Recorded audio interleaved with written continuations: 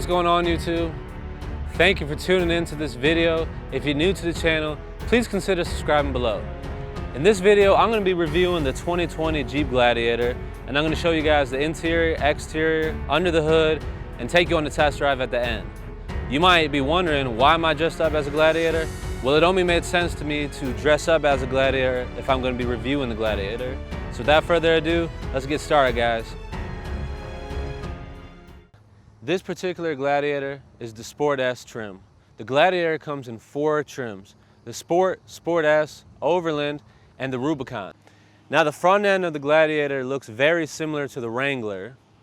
It has a very similar Wrangler grille as well as the oval headlights.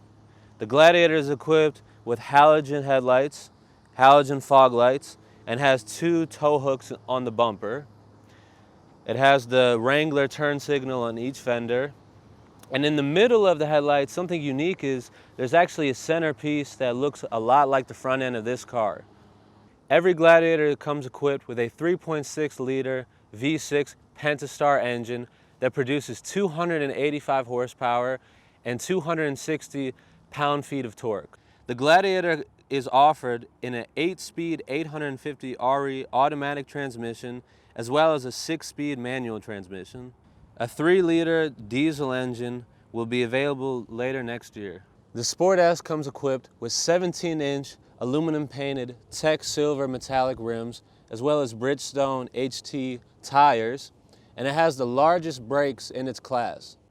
The Gladiator is made up of a high-strength steel frame, and you can also remove the doors, the top, and fold the front windshield. In the rear of the vehicle, there's a 5-link coil spring suspension for more off-road durability, and for the Sport S, it comes standard with the deep tint sunscreen windows. Another safety feature of the Gladiator is that it has a safety cage with side guard door beams. These plastic pieces on the hood are for when you want to fold the windshield up. It lays right there. An optional feature for the Sport S is tubular side steps to help people get inside of the truck.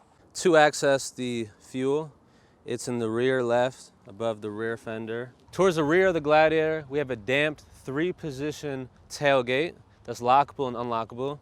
So when I lock it, I won't be able to open it. Underneath the Jeep emblem, there's a rear view camera. And on the left side of the bumper, there's a tow hook. And in the center, right next to the license plate, there's a 4- and 7-pin wiring harness. This Gladiator is equipped with the optional trailer tow package, which comes with a Class 4 receiver hitch, a 240 amp alternator, heavy-duty engine cooling, and a trailer hitch zoom, which is used with the rear view camera. In the bed of the truck, there are 2 LED box lights, as well as 4 tie-down hooks. The bed of the truck is 60.3 inches long and 56 inches wide. So in the back of the Gladiator, I'm about 6 foot. To give a comparison of what you can fit back here, you can fit a couple people if you're going camping, maybe a few kayaks. For a mid-sized truck like this, it's an okay sized bed. I mean, I've seen a lot bigger beds, but this is a mid-sized truck, so you know, you can definitely put a couple things back here, but relatively it's pretty efficient. The Sport S comes equipped with a standard soft top and a black vinyl, but you can also get it in the optional 3-piece hardtop with a rear sliding window, rear defroster, and an additional Freedom panel storage bag. So the interior is really where the Sport S and the Sport differ. You have more interior options with the Sport S, more power options. These are manual seats though. You can get them in a tan or a black for the Sport and the Sport S. They are Soulmate cloths. On the side is where you can adjust your leveling, and if you want to move it up or back, you have the bar right underneath the seat. We have the floor mats at the bottom, and something cool about this interior, it's actually a washout interior with removable carpet and a sound barrier with drain plugs. So if you drive through some water, you can actually just drain it out. So one of the standard features of the Sport S that's not included with the Sport is the leather wrapped steering wheel. As you can see, the entire steering wheel is wrapped in leather. On the side of the door, we have the power mirrors and the power locks, which is standard for the Sport S. And the tailgate locking is standard for the Sport S as well. The side mirror is heated, and that's standard with the Sport S as well. On the side of the door, you can see there's a little net where you can store some stuff at. The Sport S also has automatic headlights, which the Sport does not have, and this is standard. You can adjust the fog light right here and the bed light right here. Switch from all your different lighting.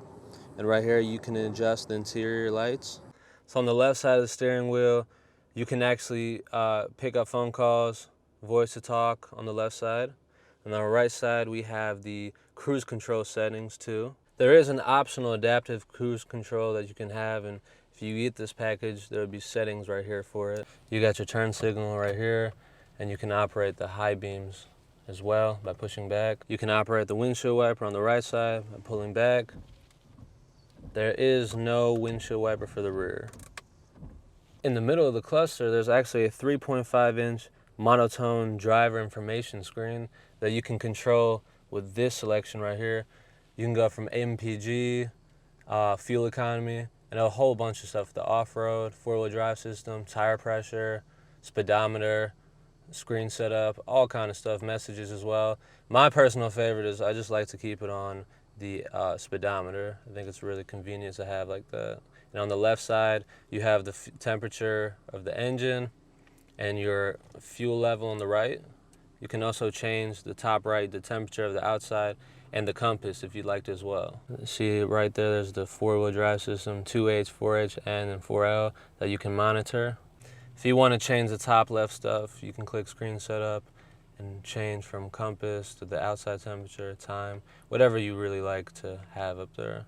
The steering wheel is telescopic and tilt, so by pressing on this lever right here down, you can actually move it up, down.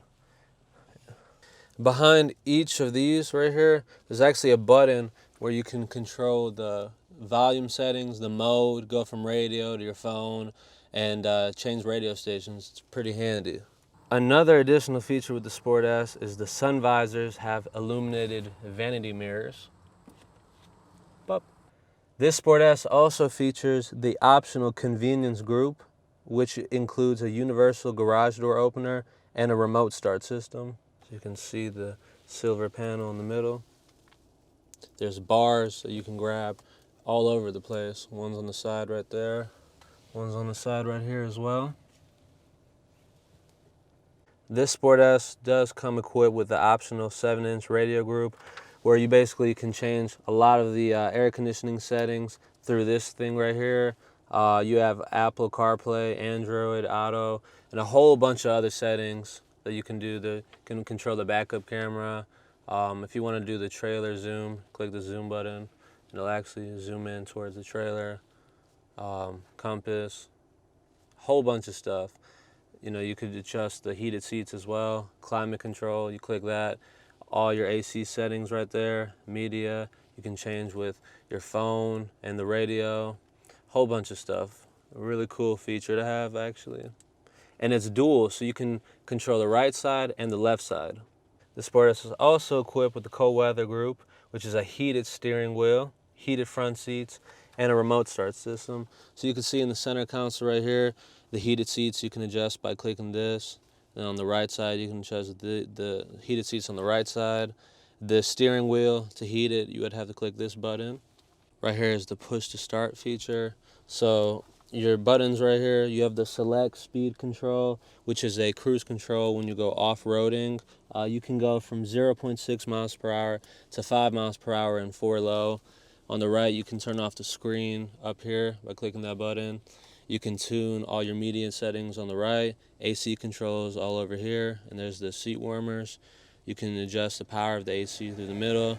And like I said earlier, the two sides of the temperatures, seat warmer right here, steering warmer, rear defrosters, traction control, and the eco monitor right here. So if you're at a red light, the car will actually turn off to preserve gas, so you can click that to turn that feature off if you don't want it, and the volume on the left. In the middle right here is where you can adjust the power windows and the child safety lock right here, so you can't open it from clicking it. The media, you have the auxiliary input. You can put the USB or the aux cable. And right here, charger, little compartment for storage right here. And at the bottom right here, we have the optional auxiliary switch group, which is 4 programmable aux switches. So if you have any accessories like a light bar or something, you can program the power cords to run through there and which ones you want to turn off and on. It also comes with a 240 amp alternator and a 700 amp maintenance-free battery to power all your accessories. And then in front of all that, in the middle right here, you can change into your gear, PRND, and then the manual setting right there. And then on here, you can adjust the 4-wheel drive system. So you have your 2H, 4H, and 4L. So as you can see, it's right underneath all of this right here. Next to that, you have the handbrake and 2 cup holders for any drinks. So right here on the passenger side, under this rail, you have the glove compartment. It's kind of small, to be honest, but next to it you have a speaker. So part of the hard top that I was talking about earlier, you can actually change the hard top and take it off by popping this off and then moving these back all over. So this whole roof will actually come off. Moving on to the center console, you have one section right here where you can put stuff. And in the inside, you got a good amount of room. You also have a USB compartment right there if you want to charge your phone or something. And this is lockable. So you just put your key in there and lock it. This is the key fob right here. As you can see, it has the remote start in the middle, unlock and lock on the top, and the panic button on the bottom. You can also click this button right here, flip the key out. So towards the rear of the vehicle, it's the rear door. We have the net at the bottom. On the inside, we got the carpet, a little compartment right here if you want to put something, the tan seats. In the middle of the center console, you can power the windows from this middle section, and then you have the vents we can move, 2 cup holders as well. On top, we have 2 speakers and lights, so you can click the LEDs right there, and I'll power it.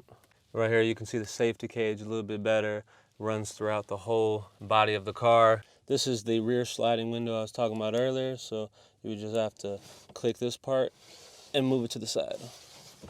So the leg room, I got the seat probably right in the middle, and it's okay. I mean, the back can get a little bit compacted, and there's a little bit less leg room in the back. If you move the seat all the way up, it's a little bit better, but it's a little bit tight. Something cool about the back too is if you pull this up, there's actually a storage compartment, so you can store any equipment you need back here, which is really nice. So you got all that room back there to store whatever you need. Also, pull on this thing right here and move this back, and there's another storage compartment back here. Pretty cool. Now on the left side, there's also another handle right here. You can pull it, pull this back. There's another storage compartment right here. There's also a speaker back there hidden. That's pretty much it for the back. Let's go ahead and take a test drive. All right, you guys, the Gladiator is ready to take a test drive. So I'm gonna go in the drive and just take a nice little drive. Just talk about some things I like about the car, some things I don't like about the car. I'm going through kind of a neighborhood with a little bit of bumps, and it's performing pretty well. Like when it goes through the bumps and stuff, you don't really feel it. I mean, the thing is, I noticed about driving this car is you really feel like you're above the road. You feel like you run the road and you just see everything. I mean, it's a pretty high truck. You know, when I'm driving right now, it's in 2-wheel drive. I wouldn't really recommend putting it in 4-wheel drive unless you're really doing off-roading. You can't really feel it on the road unless you're off-roading. When you're driving, you want to keep the 4-wheel drive system in 2-wheel drive to preserve gas. It's a really good off-road car, to be honest. It's a strong truck. I mean, a lot of the bottom of the car has steel plates and covers it through off-roading, and some options it has is like a hill assist, so it'll protect you from rolling backwards. It's got stability control. I mean, it's got a lot of things that help it from you know, sliding. Right now I'm at a red light and the engine is off. It'll turn back on when I click the gas. I see that feature with a lot of new cars now.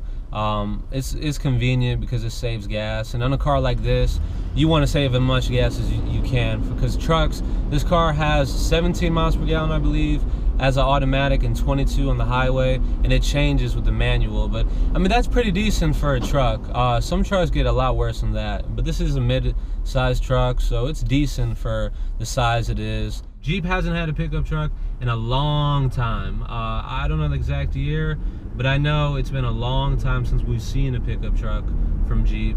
And it's a unique feature. You gotta realize this is a unique car. When you drive down the road, you know, some people turn heads because it's a different looking car. I mean, you gotta realize that most people are used to seeing Jeep as an SUV, and you don't really get to see it as a pickup truck, and that's why people feel, you know, very different towards it. And I think that the actual design of the car is really nice. Like, I think the front end of it looks like a Wrangler, but it's still unique. Like, you know, when you look at the back, you see the pickup truck look, but for the whole idea, I think it's definitely a very awesome idea. So right now I'm on the highway.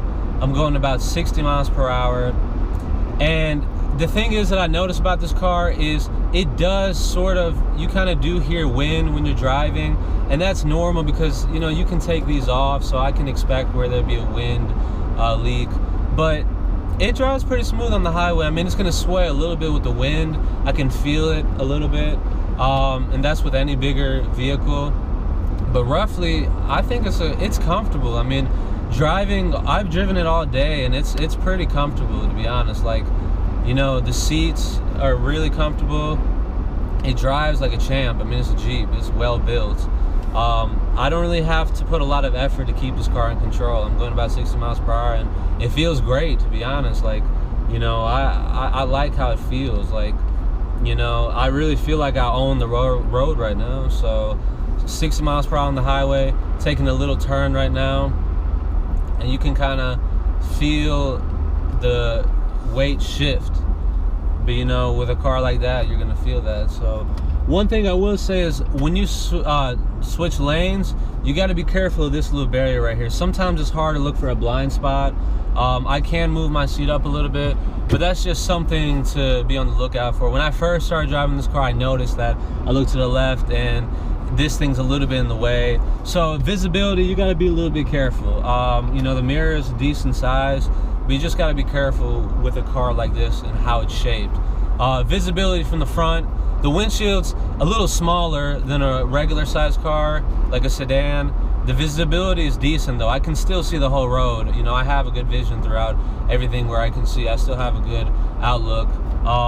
You know, so I wouldn't be worried too much about looking this way. I'd be more worried about on the left or right when you're switching lanes, to be sure that the car is not going to hit another car, and make sure you just look all the way over here. And I will say this, when you take the doors off, you got to be even more careful of that, because there is no mirrors on the side. So I just be more cautious of that. Talking about the price, this is the Sport S, there is a Rubicon, and there is the Overland. For something like this, base, it goes about 36 without the added features. With features, you're gonna go up with the price. But, you know, I think it's a decently fair price car, because for 36, there's a lot more options out there. And if you want a Jeep, and you want something unique and something different, I mean, a lot of people can say they own a truck, but to own a Jeep truck, it's something different to say. You know, and the Gladiator, I like the Gladiator name. You know, I am a Gladiator, driving the Gladiator, so it's different. But I like the car, guys. I mean, for the price, it's decent. I would say someone who loves trucks and loves Jeeps should get something like this. I think for somebody who's never owned a truck, this might be a good option, because it's mid-size and it still feels like a Jeep. So not only do you feel like you don't want to miss out on having an SUV, you kind of get both, because you get the Wrangler look, and like if you cut off just the back end, it literally is a Wrangler. So if you don't want to miss out on the SUV feel, but you still want a truck, then this might be a good option, you know? I like this car a lot, guys. I'm a fan. I think it's practical. I think you could daily it. I think you could use it for work. And I think on the weekends, you could take it out and go mudding. For having four-wheel drive, this is a very good car. And it's practical. I mean, it doesn't burn a lot of gas, and it still has a good amount of power. I mean, it's not the biggest engine, you know, it's not turbocharged or any of that. It's decent. It gets you where you need to be, and when you need that power, it packs it. So, you know, it's practical, guys. I'm telling you, it's a very practical ride. It's not very noisy either. It's pretty quiet. And I like it, guys. I like this car a lot. I approve of it. The Gladiator approves of the Gladiator. So yeah, so, you know, I'm gonna cut the video there, guys. I'm glad I was able to take you on a little ride. and show you guys about this car, because a lot of people have been talking about this, and I'm glad I got my hands on it. So thank you guys so much for watching. I greatly appreciate every single one of you. I hope you were entertained by this video. I hope you learned something. And yeah, please subscribe below, turn post notifications on, and like the video, and leave a comment on what kind of videos you guys want me to be making, what other reviews you guys want me to do. And I appreciate all the feedback you guys give me. So I hope you have a great rest of your day, and thank you guys. Gladiators out.